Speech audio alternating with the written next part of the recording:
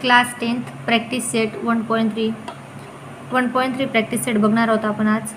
Question first, fill in the blanks with correct numbers. आता आपल्याला एक डिटर्मिनंट दिलेला आहे, तो सॉल्व करायचा आहे. सगळ्यात आधी डिटर्मिनंट कसं सॉल्व करतात ते बघून घ्या. ए बी सी डी हा एक डिटर्मिनंट आहे. हा सॉल्व करण्यासाठी आधी क्रॉस मल्टिप्लिकेशन करता. A into D minus B into C is equal to A D minus B C. Cross multiplication करायचं आणि मायनस करायचं त्यांचं. आता एक्झाम्पल बघून घेऊ आपण. एक्झाम्पल दिलेलं आहे आपल्याला 3 2 5 3 2 4 5. मग क्रॉस मल्टिप्लिकेशन करू. 3 into 5 minus 2 into 4, 5 into 3 15 minus 4 into 2 8 दिलेलं आहे आपल्याला. 15 मायनस 8 7 ही आली डिटर्मिनंटची व्हॅल्यू. आता क्वेश्चन सेकंड बघू आपण. Find the value of following determinant. 3 determinant दिले आपल्याला, त्यांची व्हॅल्यू फाइंड करायची आहे. इज इक्वल टू फर्स्ट घेतलं डिटर्मिनंट फाइंड करण्यासाठी आपला फॉर्म्युला काय, A D minus B C.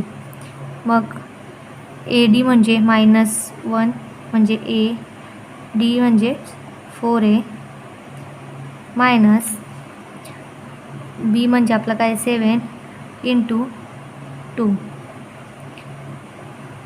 4 into -1 -4 minus 7 into 2 14 -4 -14 -18 ही आली आपली डिटर्मिनंटची व्हॅल्यू. आता सेकंड एक्झाम्पल बघूया आपण. Cross multiplication 5 into 0 minus 3 into -7 is equal to 5 into 0 0 minus 3 into -7 -21 minus minus plus होईल म्हणून 21. आता एक्झाम्पल थर्ड.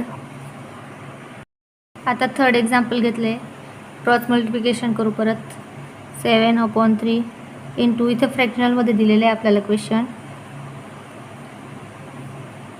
1/2 मायनस 5/3 इंटू डिटर्मिनंटमध्ये काहीही असलं, फ्रॅक्शनल असो कुठलेही नंबर असो, ते जसा आपला फॉर्म्युला आहे त्या पद्धतीने सॉल्व करायचं. क्रॉस मल्टिप्लिकेशन करायचं मायनस पुन्हा इकडं क्रॉस मल्टिप्लिकेशन (2). आता इथं 3 into 2 6 7 into 1 7 minus 3 into 2 6 5 into 3 15. आता बेस समान आहे, मग एक वेळा घेतला मग 7 मायनस 15 हा येईन आपला -8/6. आता दोघींना 2ने भाग जातो म्हणून -2 4 = 8 2 3 = 6 हे आलं आपलं डिटर्मिनंटची व्हॅल्यू. नेक्स्ट थर्ड क्वेश्चन आपण पुढच्या व्हिडिओमध्ये घेऊ. हा व्हिडिओ जास्ती मोठा होईल. व्हिडिओ आवडत असतील तर लाईक करा, सबस्क्राईब करा, कमेंट करा. थँक्यू.